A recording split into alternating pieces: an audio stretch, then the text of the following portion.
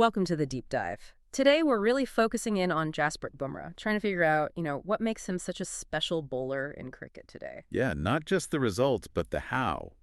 We're looking at the mechanics, the skills. Exactly. And we've got quite a bit to draw on pieces from the Indian Express, some biomechanics stuff, Fox cricket analysis, even an IIT professor's take. Right, plus Reddit chats, the print, the ICC site, and that specific report, Jasprit Bumrah, a modern fast bowling great. So our aim here is to get under the hood, really. Go beyond just saying he's great and understand the nuts and bolts, the body, the skills, the brain. Sort of shortcut to understanding his genius. Let's do it. And I mean, where else do you start? But with that action, it's the first thing anyone notices. Oh, absolutely. It's instantly recognizable, isn't it? Yeah. So different from that classical, smooth, fast bowling style. That little stuttery run-up. Yeah, the short run-up, and then it builds into this really quick, almost slingshot delivery. It's very unique. And it's not just the run-up, is it? It's the arm movement just before release. That's right. The non-bowling arm doesn't really come up high in that classic way. And there's that moment where both arms are almost parallel to the ground. It just looks wrong compared to the coaching manual. But it's incredibly effective. That unorthodox loading, as they call it, combined with releasing the ball so late. It hides the ball? Yeah, it hides the ball, and it cuts down the visual cues for the batsman. They just don't get the usual early information. So when it comes out at 140 plus kph. It feels even faster. Yeah. Because they haven't had time to properly compute it. It rushes them. Akash Chopra mentioned this, how it disrupts their timing because their muscle memory is expecting something different. Completely throws them off. Okay, and then there's the arm itself, the elbow. People talk about hyperextension. Is that part of it? It seems to be, yeah. Hyperextension just means his elbow naturally bends back slightly beyond straight. Which looks a bit weird, but it's legal. Oh, totally legal. Experts like Ian Pont, Dr. Kumar, Satish Ravi, they've confirmed it's well within the 15-degree tolerance the ICC allows. It's just a natural physical trait for him. Right, not bending the rules. So how does that help him bowl? Does it add pace? Well, the thinking is that this hyperextension may be combined with looser ligaments or even a slightly different elbow joint shape, like a shallower trochlear notch, apparently. Okay, getting technical now. Yeah. But basically, it all contributes to this incredible whip-like action. It gives him more leverage, a greater range of motion just before release. More snap. Kind of, yeah. Ian Pont noted his arm looks straight from wrist to elbow, and that flexibility lets him get that extra thrust forward, like crack at a whip, almost. Got it, like a built-in biological advantage. Okay, let's switch ends then to the landing foot, that braced front leg thing. What's going on there?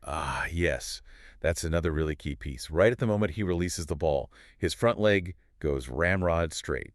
It's completely braced. And the purpose of that is? It's all about energy transfer. It helps convert the forward momentum from his run-up, which isn't super long anyway, into upward force, vertical lift. Instead of just carrying on forward through the crease. Exactly. And that conversion is what gives him that extra bounce, even on pitches that aren't really offering much. Which must surprise batsmen quite a bit. Definitely. They might expect it to skid on, but it can lift sharply, making it awkward to play. Right. And to pull off that kind of sudden stop and transfer of energy, his core must be incredibly strong. Absolutely crucial, especially because his arm actually goes slightly past the vertical at release. That requires immense core stability to stay balanced and powerful. It's not just the core, though, is it? The upper body must be doing a lot of work. For sure. Think shoulders, back muscles, deltoids, traps, lats.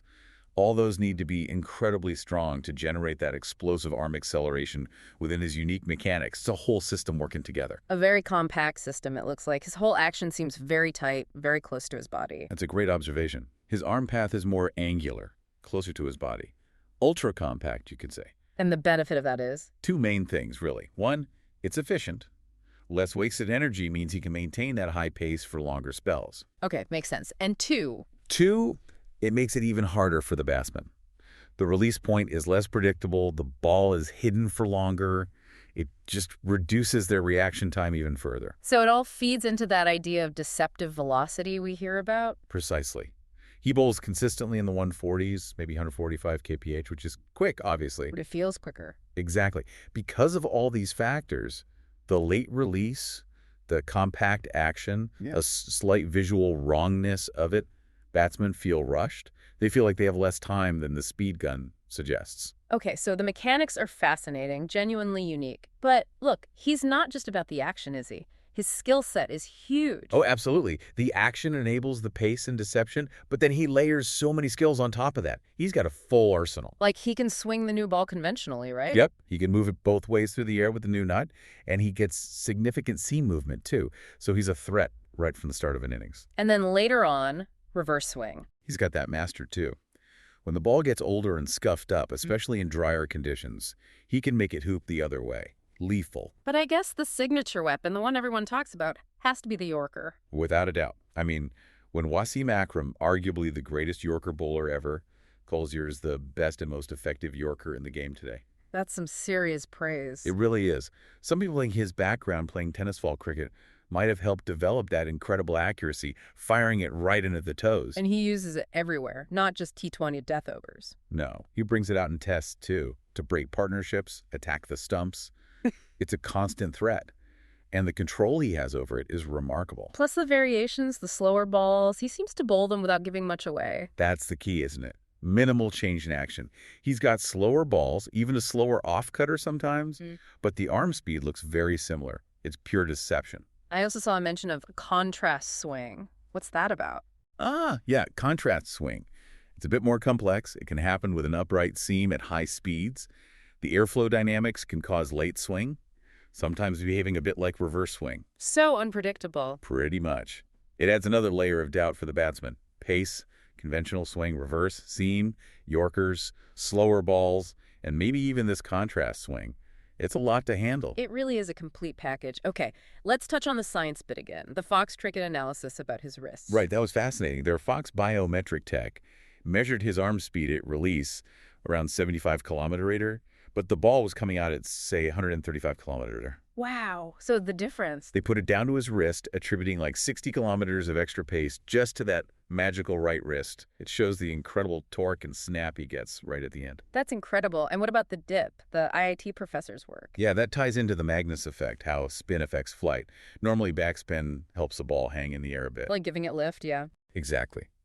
But the research suggests that at Bumrah's high pace, around 145 km/h, combined with a really high rate of backspin, maybe 1,000 RPM. Okay.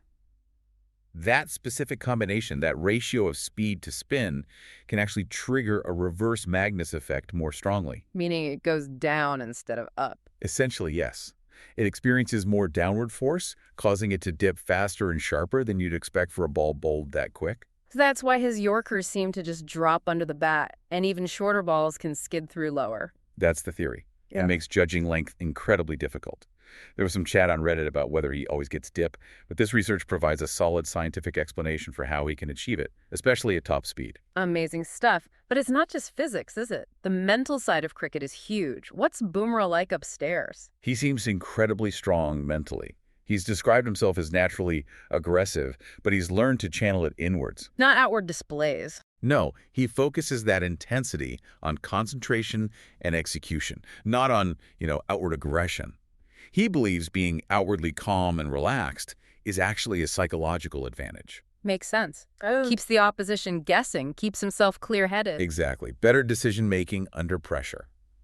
And he actively wants the ball in those pressure moments. He thrives on it. Seems like it. He loves bowling the tough overs, defending totals, trying to get the big wicket. There's that great advice he gave Tushar Deshpande. Oh, yeah. Something like, stay aggressive mentally, think I'm going to get him out. If he hits you for 6, fine, come back harder next ball. That resilience is key. That's brilliant. And he seems quite grounded off the field, too.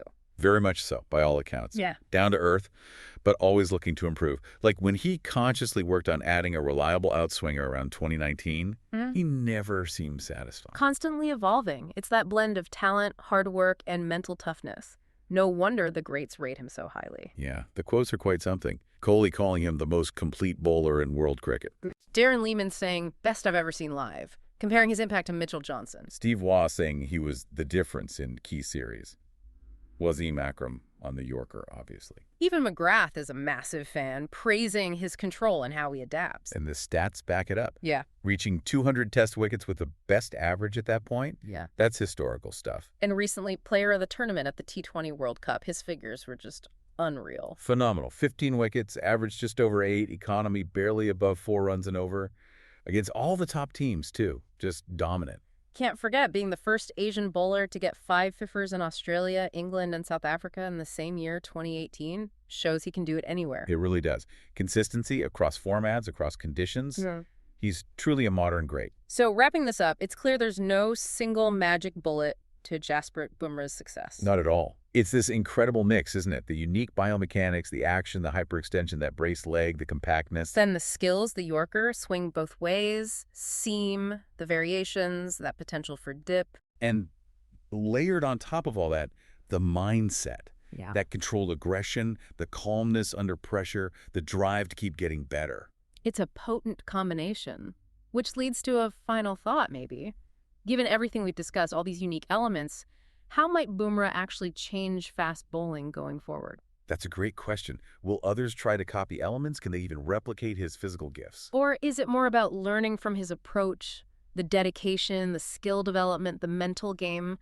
What can aspiring bowlers take away, even if they can't bowl exactly like him? Yeah, thinking about that intersection of science, physical gifts, skill, and mental strength. It's fascinating.